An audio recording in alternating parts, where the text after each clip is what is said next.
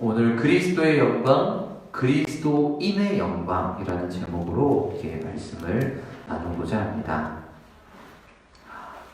오늘은 교회력으로 변화주일 또는 산상변모주일이라고 합니다. 영어로 Transfiguration Sunday라고 하는데요. 오늘은 이제 주현절의 마지막 주일이고요. 이제 돌아오는 수요일부터 다음 절인 사순절이 시작됩니다. 이번 주 수요일부터 시작이에요. 그래서 이 주현절 마지막 주일을 보통 이렇게 변화주일로 지키는데 그 상징으로 이제 하얀색, 우리 주님께서 이제 해같이 이제 하얗게 변하셨다 해가지고 이제 하얀색을 상징색으로 하는데요. 이 주일의 교회는 이 변화산 사건에 초점을 맞춰서 말씀을 나누게 됩니다. 그래서 오늘은 이 본문을 통해서 변화산 사건이 도대체 뭔지, 그리고 그것이 오늘 우리에게 어떤 의미가 있는지 이것을 함께 생각해 보려고 합니다. 자, 그럼 이제 본문을 보겠습니다. 1절입니다. 엿새 후에. 엿새 후. 자, 이건 엿새 후. 언제부터 엿새 후라는 것인가? 사실 오늘 본문을 이해하려면 본문의 앞선 단락과의 관계, 곧 문맥을 알아야 됩니다. 그래서 여기에 대해서는 본문을 한번 쭉 살펴보고 나서 집중적으로 이제 보겠습니다. 자, 예수께서 베드로와 야고보와 그 형제 요한을 데리시고 12명의 제자가 있는데 그 중에서 특별히 3명, 베드로, 야고보, 요한 이 3명만 데리고 올라가십니다. 이 사람들은 12제자 중에서도 리더 그룹이었어요. 우리 교회에도 이제 운영위원이 있는 것처럼 예수님의 제자 중에도 리더 그룹이 있었습니다. 예수님께서는 중요한 일이 있을 때면 이 딱 3명만 데리고 가시는데요. 지금도 그렇게 매우 중요한 상황이라는 거죠. 따로 높은 산에 올라가셨더니 게다가 따로 산에 올라갔답니다. 마태복음에서 산은 굉장히 중요하다고 말씀드렸죠. 자, 이번에는 그럼 어떤 일이 일어날까요? 2절입니다. 그들 앞에서 변형되사 갑자기 예수님이 변신한 거죠. 네. 그래서 여기 메타모르포시스, 갑자기 막 변신하듯이 바뀐 거예요. 그 얼굴이 막 해같이 빛나고, 그래서 오늘 찬양 해같이 빛 이걸 이제 부른 건데, 그 얼굴이 해같이 빛나고 옷이 새하얗게 변했다고 합니다. 그래서 이걸 보고 어떤 사람들이 예수의 진짜 정체는 외계인이다 이렇게 주장하는 다큐멘터리도 봤는데, 지금 그게 그런 말이 아니죠. 이건 예수님께서 그 신성을 드러냈다는 건데, 더 중요한 건 어떻게 그런 일이 있을 수 있나 이게 아니라 왜입니다. 제가 늘 성경을 읽을 때 중요한 질문은 왜라고 말씀드렸죠. 대체 왜 지금 이런 일이 벌어지는가? 왜 하필이면 이 타이밍에 이런 이야기를 지금 하고 있나? 이게 중요한 질문입니다. 우리가 이 질문을 안고 3절을 보겠습니다. 그때 모세와 엘리야가 예수와 더불어 말하는 게 그들에게 보이거늘 갑자기 환상 가운데 모세와 엘리야가 예수님하고 막 서로 얘기하는 게 막 환상 속에 보이는 거예요. 이게 또 왜 하필이면 모세랑 엘리야일까요? 성경 공부를 열심히 하신 분들은, 저랑 같이 성경 공부하신 분들은 어느 정도 예상이 가실 거예요. 이게 뭔지. 근데 이것도 기억하시면서 4절로 가보겠습니다. 베드로가 예수께 여쭈어 이르되 우리가 여기 있는 게 좋사오니 초막 셋을 지읍시다. 갑자기 이 초막은 이제 텐트예요. 텐트를 칩시다 이런 얘기를 해요. 이게 이제 중동에서는 이제 우리가 사는 곳에 중요한 손님이 오면 그분을 위해서 따로 이제 텐트를 칩니다. 뭐 좀 쉽게 우리식으로 생각하면 중요한 손님이 오시면 아무데나 자라 할 수 없고 게스트룸을 따로 이렇게 만들어 준다든지 아니면 뭐 방을 따로 잡아준다 이렇게 하는 것처럼 따로 이렇게 거처를 만드는데 여기서 초막을 짓자는 말은 그만큼 이게 지금 너무 영광스럽고 놀라운 일이다 뭐 이런 거죠. 그런데 이제 같은 이야기를 전하는 복음서 다른 곳에 누가복음 9장 33절을 보면 이렇게 말합니다. 자기가 하는 말을 자기가 알지 못하더라. 그러니까 지금 뭔 소리 하는지 모르는 거예요. 마가복음에 따르면 무서워서 아무 말이나 짓거렸다 이렇게 나옵니다. 그러니까 지금 베드로 환상 가운데 갑자기 막 모세가 보이고 엘리야가 보이고 예수님이 막 하얗게 변화하니까 막 너무 겁나가지고 아무 소리나 지금 막 하고 있는 거예요. 근데 그렇게 베드로가 말하고 있을 때 갑자기 호련히 빛난 구름이 그들을 덮었다. 이 구름은 하나님의 영광을 상징합니다. 구약 성경을 보면 구름은 대부분 하나님이 이 땅에 막 임하실 때 사용되는데 중요한 건 그 다음이죠. 구름이 그들을 덮고 구름 속에서 소리가 나서 이르시되 그 영광 가운데 소리가 들리는데 뭐라고 하느냐? 이는 내 사랑하는 아들이요 내 기뻐하는 자니. 자, 여기까지는 세례 때 들렸던 소리랑 똑같아요. 근데 그 다음이 중요하겠죠. 너희는 그의 말을 들으라 하시는 자. 앞에 내 사랑하는 아들 내 기뻐하는 자는 예수가 하나님의 아들임을 확인해 주는 거예요. 근데 그 뒤에 뭐라 하냐? 그의 말을 좀 들어라. 말 좀 들어라 하는 거예요. 무슨 말을 들으라고 하는 걸까요? 요거를 또 기억하시면서 또 다음 절로 가겠습니다. 제자들이 듣고 엎드려 심히 두려워하니. 제자들이 이걸 듣고 이 상황에서 너무 무서워가지고 엎드려서 벌벌 떨었답니다. 근데 중요한 건 이때 이 환상을 경험한 사람은 단 한 사람이 아니라 베드로, 야고보, 요한 세 사람이 같이 경험했습니다. 한 사람만 기도하다가 황홀경에 빠져가지고 환상을 봤다 이게 아니라 세 사람이 동시에 같이 목격한 거예요. 눈 뜨고 다 같이. 이게 무슨 일이냐 대체. 게다가 오늘 교회력 제2독서인 베드로후서 1장에서 베드로는 이때의 일을 다시 이야기하죠. 우리 주 예수 그리스도의 능력과 강림하심을 너희에게 알게 하니. 이게 지금 교묘히 만든 이야기가 아니다. 내가 지금 지어내는 게 아니다. 우리는 베드로와 또 야고보, 요한 다 당시 교회 지도자, 우리가 이걸 직접 봤다. 지극히 큰 영광 중에 이런 소리가 나기를 내 사랑하는 아들이여 내 기뻐하는 자라. 내가 이렇게 얘기하는 걸 들었고 이 소리는 우리가 그와 함께 거룩한 산에 있을 때 하늘로부터 난 것을 들은 것이라. 들었다는 거예요. 참고로 이게 이제 예수님이 이때 빌립보 가이사랴 근처에 계실 텐데 그 근처에 높은 산이 헤르몬 산이라고 있어요. 헐몬 산. 근데 그 높이가 거의 한 2,000m 넘는데요. 그러니까 백두산처럼 높은 산인데 거기에 올라가가지고 이런 걸 경험한 거죠. 이게 지금 베드로의 일생에 강력히 자리 잡은 사건이었다는 거예요. 베드로 후서를 쓰면서 또 이 얘기를 할 정도로. 그런데 이 뒤에 뭐라고 하느냐? 이렇게 얘기합니다. 7절 예수께서 나와 그들에게 손을 대시며 이르시되 일어나라 두려워하지 말라 하시니 제자들이 눈을 들고 보면 오직 예수 외에는 아무도 보이지 아니하다. 이제 환상은 끝났어요. 환상은 끝났고 이제 일상으로 가야 돼요. 그들이 산에서 내려올 이제 일상으로 환상은 끝나고 일상으로 돌아가야 되는데 그때 뭐라고 하시느냐? 예수께서 명하여 이르시되 인자가 죽은 자 가운데서 살아나기 전에는 오늘 본 거 아무한테도 말하지 마라 이러십니다. 왜요? 아니 지금 베드로가 나중에 베드로후서 쓰면서 내가 직접 봤다 이러는데 내가 십자가에서 죽었다가 다시 살아나기 전에는 이 얘기 아무한테도 하지 마라 이러시는 거예요. 아니 지금 당장 돼서 야 우리가 이거 봤다 10명 아니 또 차라리 3명 데려가지고 12명 다 데리고 가든지 아니면 차라리 사람들 다 봐놓고 짜잔 나 변신할 거다 봐라 이러면 얼마나 좋아요. 근데 그렇게 안 하고 사람들 다 안 데려가고 12제자 중에서도 다 안 데려가고 딱 3명만 데리고 올라가서 보여주시고 야 이거 오늘 본 거 아무한테도 말하지 마 이랬다는 거예요. 왜 그러실까? 왜 대체? 우리 식으로 하면 이거 그냥 막 유튜브에 올리면 대박 날 텐데 왜 이거를 다 못 보게 하시는 걸까? 이게 중요합니다. 왜 이러시는 걸까요? 오늘 본문을 이해하기 위해서는 앞선 단락과의 관계를 아는 게 중요하다고 말씀드렸습니다. 오늘 이 수많은 왜라는 이 의문을 안고 오늘 앞선 단락을 한번 보겠습니다. 16장 13절부터가 이제 우리 앞선 단락이에요. 16장 13절을 보시면 예수께서 빌립보 가이사랴 지방에 이르러 제자들에게 물어 이르시되 사람들이 인자를 누구라 하느냐? 그 유명한 예수님의 질문입니다. 우리가 지금까지 열심히 사역을 했는데 사람들이 이제 나를 보고 뭐라고 하더냐? 그런데 제자들이 뭐 이럽니다 하니까 그러면 너네는 내가 누군가 같냐? 이렇게 물으십니다. 그렇게 할 때 베드로의 유명한 대답이 나오죠. 16장 16절 우리 같이 한번 읽어볼까요? 시작. 시몬 베드로가 대답하여 이르되 주는 그리스도시요 살아계신 하나님의 아들이시니이다. 이 유명한 대답을 합니다.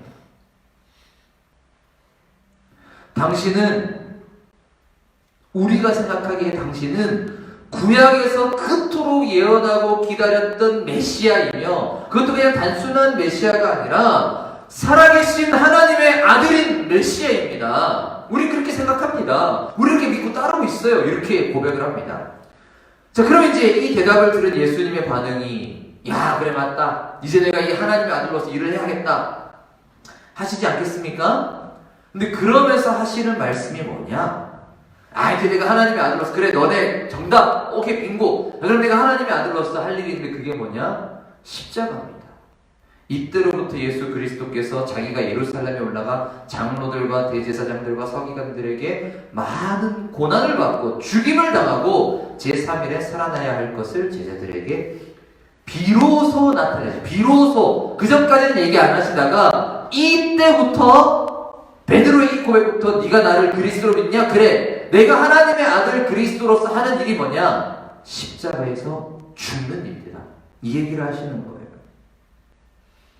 그런데 재밌는 것은 또 베드로가 바로 앞에서는 주는 그리스도시요 살아계신 하나님 아들입니다 라고 해놓고 이 예수님이 십자가 예고, 순환 예고라고 하거든요. 순환 예고를 듣자 하는 말이 뭐냐? 베드로가 예수를 붙들고 항변하여 이르되 주여 그리 마옵소서, 이 일이 결코 죽게 미치지 아니하리이다.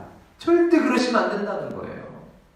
여기서 이제 붙들고 항변하다를 영어 성경을 보면 rebuke라고 나옵니다. rebuke.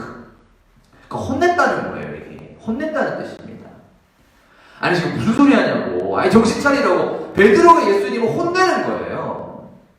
아니 당신 내가 하나님의 아들입니다 이랬으면 그래 내가 이제 하나님의 나라를 만들어 보자 이러고 이 괴뢰 정부 헤롯 정부 몰아내고 외세 침략 세력 이 로마 몰아내고 하나님의 나라를 만들어야 되는데 지금 무슨 야단 소리 하십니까? 이러는 거예요. 예수님의 계획, 하나님의 계획을 전혀 알지 못하는 거죠. 그리고 이 일이 있고 나서 엿새 후, 누가복음은 8일 후라고 하는데요. 정확한 날짜는 모르죠. 대충 한 일주일쯤 지난 뒤에 예수께서 리더그룹만 데리고 산에 올라가셔서 자신의 신성을 잠깐 보여주는 게 이제 오늘 본문입니다. 그러면 또 왜 하필이면 산인가? 그것은 오늘 이제 교회력 제1독서인 출애굽기를 반영하는 겁니다. 모세가 시내 산에 올라가서 구름, 곧 하나님의 영광 가운데 하나님을 만난 것처럼 산에서 이 사람들이 구름 가운데 하나님의 영광을 봤다는 거죠.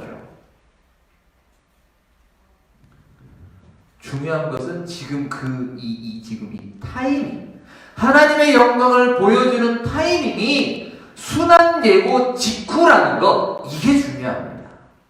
왜 하필이면 이 타이밍인가? 그것은 바로 그리스도의 영광, 그리스도시요 살아계신 하나님의 아들의 그 영광은 십자가를 통해 드러나기 때문입니다. 게다가 이것은 단순히 예수님께서 그냥 혼자 독창적으로 개발한 게 아니에요. 구약에는 없었는데 신약에 이 기독교라는 종교가 창시한 게 아닙니다. 유대교에서 이 사람들이 무슨 예수님이 새로운 종교 하나 만들자, 십자가 종교 만들자, 이게 아니에요. 지금 예수님의 영광 가운데 모세와 엘리야가 나타납니다. 왜 하필이면 모세와 엘리야일까요? 아브라함과 다윗이 아니고 왜 모세와 엘리야일까요? 아브라함과 다윗은 하나님께서 이 이스라엘 백성, 하나님의 백성과 맺으신 언약을 상징합니다. 아브라함 언약, 다윗 언약. 그렇다면 모세와 엘리야는 무엇을 상징할까요? 모세와 엘리야는 바로 구약 성경 전체를 상징합니다. 신약에서는 종종 구약 성경을 지칭할 때 뭐라고 합니까? 율법과 선지자라고 부릅니다. 율법을 대표하는 사람 누구예요? 모세죠. 선지자의 대표 누굽니까? 엘리야입니다. 그래서 모세와 엘리야는 율법과 선지자, 모세와 엘리야는 율법과 선지자, 곧 구약 성경 전체를 상징하는 겁니다. 물론 여기서 모세와 엘리야를 또 다른 해석을 하는 분도 있지만은 저는 이쪽 해석을 지지합니다. 이 한 3가지, 4가지 해석이 있는데 저는 이쪽 해석을 좀 더 지지해요. 그러니까 지금 하필이면 모세와 엘리야가 환상 가운데 보였다는 것은 구약 성경 전체가 예수 곧 그리스도시요 살아계신 하나님의 아들이 결국 십자가 얘기하고 있다는 겁니다. 아닌 게 아니라 같은 이야기를 전하는 누가복음에서 이걸 친절히 설명해 줍니다. 누가복음 9장 30절 31절을 보면 문득 두 사람이 예수와 함께 말한 이는 모세와 엘리야라 영광 중에 나타나서 장차 예수께서 예루살렘에서 별세하실 것을 말할세. 누가복음은 아예 내용을 말해줘요. 그러니까 모세와 엘리야가 나타났다는 것은 다른 게 아니라 예수님께서 십자가에서 죽으신다라는 게 구약에 이미 다 나와 있다는 거예요. 그러면 이제 우리는 이 사건이 왜 일어났는가? 우리가 유추해 볼 수 있습니다. 두 가지인데요. 첫 번째는 안심과 위로입니다. 무슨 말이냐? 실제로 이것은 예수님께서 또 하나님께서 제자들을 안심시키고 위로해 주시는 겁니다. 제자들은요, 전부 다 예수님 믿고 예수 따르면은 나쁜 놈들 다 물리치고 좋은 세상이 오고 그 좋은 세상에서 자기들도 한자리 할 거라고 믿었습니다. 오죽하면은 예수님이 이제 십자가 지러 예루살렘 들어가기 직전에 그 리더그룹 야고보랑 요한 어머니가 와가지고 예수님 이제 예루살렘 가면 뭐 혁명하고 이제 성공하면 우리 아들 오른팔 왼팔 아시죠? 이렇게 막 청탁을 해요. 인사청탁을 할 정도로 사람들은 전부 다 예수님께서 이제 뭘 하면은 우리 인생 풀리겠다 이렇게 생각했습니다. 근데 예수님께서 아닌데 나 죽을 건데 나 십자가에서 죽을 건데 이렇게 하니까 지금 제자들이 너무 황당하고 이게 지금 말이 되나? 이렇게 되는 거예요.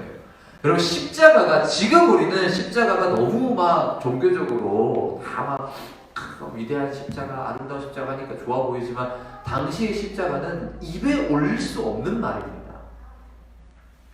최근에 또 계속 그런 당시의 문헌들이 계속 발굴이 되면서 보면 십자가라는 말은 욕으로 쓰는 말이에요. 이 십자가에 달려 죽어라. 우리 같으면 이 육실할 놈아 이런 거 있잖아요. 이 뭐 능지처참 당할 놈, 뭐 똥물에 튀겨 죽일 놈 하듯이 욕할 때 쓰는 말이 이 십자가 죽어버려라 이렇게 하는 거예요.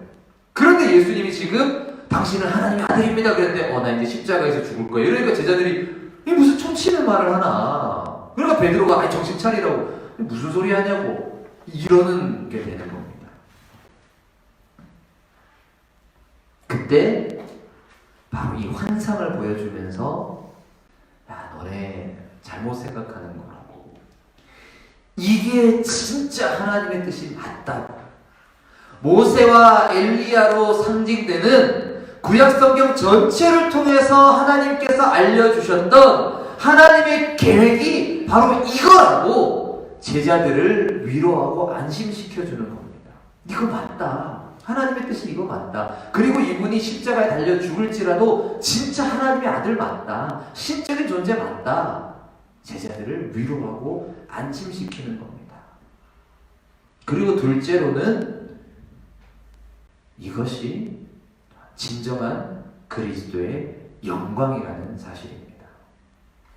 그리스도의 영광은 좋은 세상 만들어가지고 그 좋은 세상에서 좋은 자리 차지하는 것이 아니라 세상의 죄를 안고 자기가 죽는 것. 바로 거기가 그리스도의 영광의 자리라는 것입니다. 마태복음에서 산이 등장하는 중요한 세 사건이 있습니다. 첫 번째는 이제 산상수훈이 있었죠. 두 번째가 오늘 이 변화산 사건입니다. 그리고 세 번째가 골고다 언덕입니다. 어차피 이 이스라엘도 산이 많아요. 우리나라처럼. 근데 산상수훈, 변화산, 그리고 이 골고다 언덕 이 세 가지 아주 중요한 산인데요. 변화산 사건은 이 골고다 언덕과 서로 마주보고 있습니다. 변화산에서 이 헤르몬 산에서 신적인 모습으로 변화했던 이 영광스러운 예수님 그분이 골고다 언덕에서 너무나도 무력하게 너무나도 비참하게 너무나 수치스럽게 십자가 위에서 처형당한 힘없는 30대 남성 그 사람과 이 사람이 같은 사람이라는 거예요.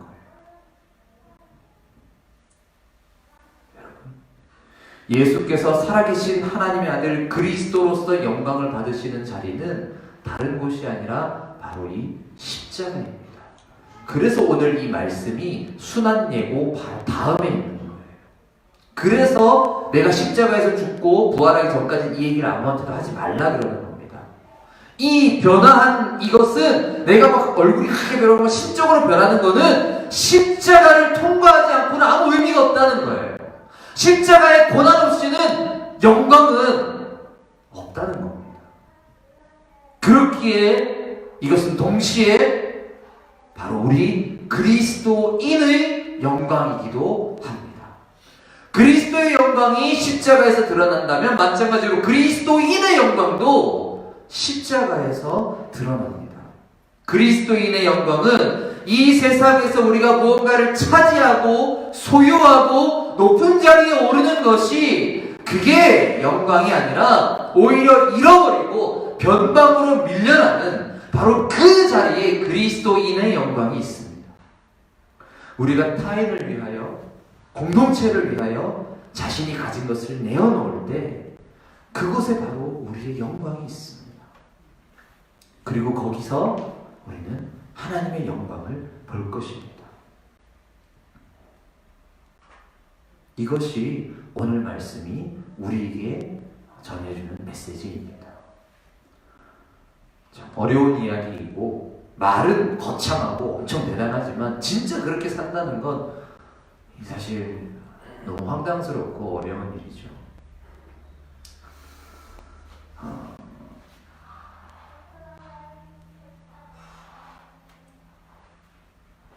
오늘 이 시국 가운데 이 말씀과 오늘 우리의 상황을 또 같이 한번 생각해 보면 좋겠습니다. 이 시국에 이런저런 말을 함부로 하는 걸 제가 정말 싫어해가지고 아무 말 안 했지만 이쯤 되니까 또 아무 말도 안 하고 있기에는 또 좀 그래서 좀 말씀을 좀 살펴보면 좋겠습니다. 우리 누가복음 13장 같이 한번 보겠습니다. 앞에 PPT에도 준비를 했습니다. 네, 뭐 찾아보시면 더 좋고요. 누가복음 13장입니다.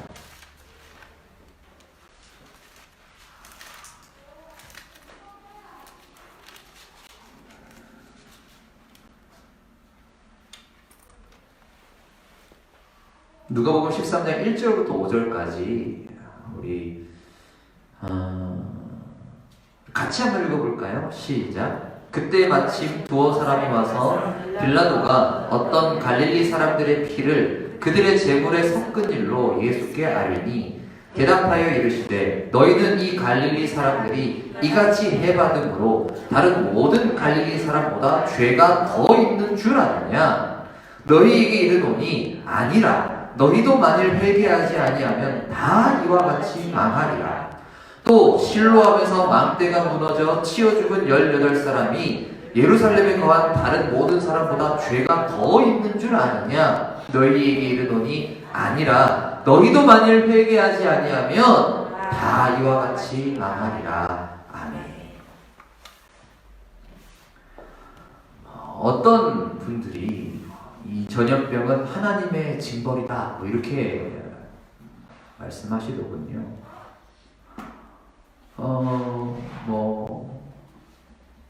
그렇습니다. 네, 뭐 구약 시대에는 하나님께서 전염병을 통해 징벌하시기도 했습니다. 그러나 신약 시대는 아닙니다. 이 전염병은 하나님의 뭐다라고 하는 분은 아직도 구약을 사는 분들이에요. 고대 근동 사람들이죠. 제가 구약과 신약의 큰 차이가 뭐라고 성경 공부 때 말씀드렸는지 기억하시는 분들이 있을 거예요.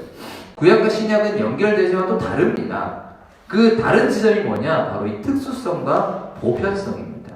구약은 특수성의 시대예요. 구약 시대에는 특정한 시간, 특정한 장소, 특정한 사람, 또 특정한 음식 이런 것들이 중요했습니다. 그래서 특정 시간에 특정한 방식으로 일하시기도 했습니다. 뭐 예를 들면 사울에게 하나님이 성령이 임했다가 또 떠나기도 하고 또 이런 일들 특별히 하나님이 너가 이렇게 했냐 갑자기 이런 것도 하고 이런 일들이 있습니다. 그러나 신약은 그렇지 않습니다. 신약 시대는 보편성의 시대입니다. 모든 시간, 모든 장소, 모든 사람에게 하나님이 일하시는데 누구를 통하여? 성령을 통하여 이제 이 일이 가능하게 되는 거예요.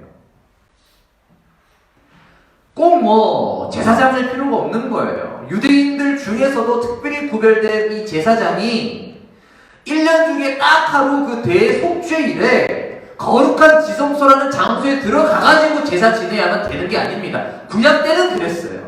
구약 때는 그렇게 됐는데 신약은 이제 그런 게 없습니다. 예수님께서 십자가에서 죽으실 때 휘장이 찢어지고 이제 하나님과 우리 사이를 가로막고 있던 모든 게 다 없어졌어요. 예수님께서 안식일이 뭘 위해 있냐? 사람이 안식일 위해 있냐? 안식일이 사람이 있지. 너네 보고 쉬라고 만든 거지. 왜 그런 계명이 이렇게 하냐? 날짜가 중요한 거 아니다. 또 장소도 중요하지 않다. 그리심산 예루살렘 이런 거 중요한 거 아니다. 시간도 장소도 특정 사람도 이게 중요하지 않습니다. 신약 시대에는 언제든지 어디에서든지 누구든지 성령을 힘입어서 예수 그리스도를 통하여 우리 아버지 하나님께 나아갈 수 있습니다. 우리 이거 믿고 사는 거예요. 근데 누가복음 13장은 말합니다. 실로암에서 망대가 무너져서 사람이 치워주고 이렇게 타워 같은 게 탑이 있었는데 이게 무너졌나 봐요. 건설 사고가 일어난 거죠. 우리도 그런 일 많이 겪지 않았습니까? 옛날에 막 성수대교 무너지고 그래가지고 18사람이 죽은 거 너무 이제 유명한 이제 뉴스였던 것 같아요. 그 예수 이걸 언급하시면서 그러면은 그때 망대가 무너져 치워주는 사람들이 딴 사람보다 죄가 많아서 이렇게 된 줄 아느냐? 아니라는 거예요. 누군가한테 나쁜 일이 일어났다고 해서 야, 저 사람이 죄가 많나? 그게 아니라는 겁니다. 여러분 욥기만 봐도 알아요. 욥이 그 고생을 할 때 친구들이라서 말하면 네가 뭔 죄가 있겠지. 욥이 말하면 나 죄 없는데? 야, 너 교만하다. 네가 어찌 죄가 없노? 내가 무슨 죄가? 야, 이렇게 하니까 하나님이 나중에 와서 친구들한테 모르면 가만히 있어라. 이렇게 얘기하시죠. 죄가 더 있는 게 아니에요. 왜? 너희도 만일 회개하지 아니하면 다 망할 것이기 때문입니다. 아니, 그들만 죄가 있습니까? 아니에요. 우리가 다 죄인입니다. 우리가 모두 다 죄인입니다. 중국이 교회를 핍박해가지고 그렇다. 그러면 각종 범죄, 성범죄, 교회 세습, 비리 이런 걸로 교회에 먹칠을 한 목사들은 왜 가만히 있는데요? 그거는 죄 아닙니까? 우리 죄는 별거 아니다. 저 죄는 심각하다. 이런 건가요? 말이 안 되는 거죠. 그렇게 생각하는 게 더 큰 죄입니다. 내 죄는 작은 죄, 네 죄는 큰 죄. 내로 남불, 내가 하는 로맨스, 네가 하는 불륜. 이게 더 큰 죄예요. 여러분, 죄를 지으면 책임을 져야 됩니다. 맞습니다. 그런데 우리가 믿는 건 무엇이냐? 그 책임을 예수께서 대신 지셨다는 겁니다. 그거를 믿는 게 예수를 믿는 이 기독교의 가르침이에요. 그게 복음입니다. 역병이 창궐하니 이는 신의 진노로다. 그래가지고 유럽에서 흑사병 때 병이 더 퍼졌어요. 신이 진노하셨다. 우리 회개하자 이러고 옷 홀랑 먹고 이렇게 채찍 모든 채찍으로 때리면서 하나님께 회개해야 된다 그래가지고 병이 더 퍼졌습니다. 이거는 회개해야 된다 그래가지고 사람들이 병에 걸릴 수 있으니까 신부님들이 가가지고 기도해 주다가 거기 또 병 옮아가지고 또 죽어 신방 다니다가 병 덮어뜨렸어요 그때. 그게 흑사병이 그래서 더 심해진 겁니다. 격리해야 되는데 격리 안 하고 여러분, 신이 진노하셨다. 신이 진노하실 것 같으면은 모두에게 진노하시지. 특별히 선별해가지고 니네는 더 큰 죄, 이게 아닙니다. 하나님께서 우리 모두에게 지혜를 주셨습니다. 시대를 분별하는 지혜, 그리고 이 사태를 극복할 수 있는 지혜도 주셨을 거라고 저는 믿습니다. 우리가 하나님께서 우리에게 주신 이 지혜를 잘 활용해서 슬기롭게 극복할 수 있으면 좋겠습니다. 그리고 문제 해결을 위해 힘쓰고 있는 모든 이들, 오늘 우리 은숙 성도님도 또 비상으로 또 일하러 가셨잖아요. 그리고 또 이로 인해서 질병으로 힘겨워하는 이들, 그리고 질병뿐만 아니라 이것 때문에 지금 사업들도 다 힘든 것 같아요. 저희가 또 이 의자를 신청했는데 되게 늦게 온대요. 왜냐면 지금 제작 공장들이 다 일을 못 해가지고 다 지금 딜레이되는 상황입니다. 이 모든 상황 속에서 힘겨워하는 그 모든 이들을 위해서 우리가 함께 기도하면 좋겠습니다. 또한 우리 지역에도 지금 확진자가 많죠. 양산에도 나왔습니다. 저희 건물이나 이런 데도 만약 방역해야 된다 하면은 우리도 협조해야죠. 교회를 이 건물을 닫아야 되더라도 우리가 함께 협조하면서 좀 이 문제를 잘 극복하면 좋겠습니다. 여러분, 아무리 어렵고 힘들더라도 결국에는 사랑이 이길 것입니다. 어떤 문제도 혐오와 차별과 배제로 승리할 수 없습니다. 중국 사람들 입국 금지하자, 그런 식으로 논리를 따지면은 관동 대지진 때 조선인들 대학살 당한 것도 정당화돼 버려요. 유대인들은 다 싸그리 모아서 죽여도 된다, 이렇게 가버립니다. 극단적으로 가면 인종을 이유로, 민족을 이유로, 어떤 국적을 이유로 누군가를 다 싸잡아서 비난할 수는 없는 거예요. 그렇게 따지면은 우리는 도대체 어떻게 구원받았습니까? 죄 지으면 죽어야 된다? 우린 다 죽어야 돼요. 그렇게 우리가 싸잡아서 볼 수 없고 이 모든 일에 우리가 지혜롭게 그리고 사랑으로, 하나님이 우리를 사랑하셔서 구원하신 그 사랑으로 우리 또한 이 사태를 바라보며 극복할 수 있으면 좋겠습니다. 그리스도의 영광, 그리스도인의 영광은 십자가에 있습니다. 우리가 이 그리스도의 영광이 나타나고 우리가 그리스도인으로서 영광에 가는 길은 십자가밖에 없습니다.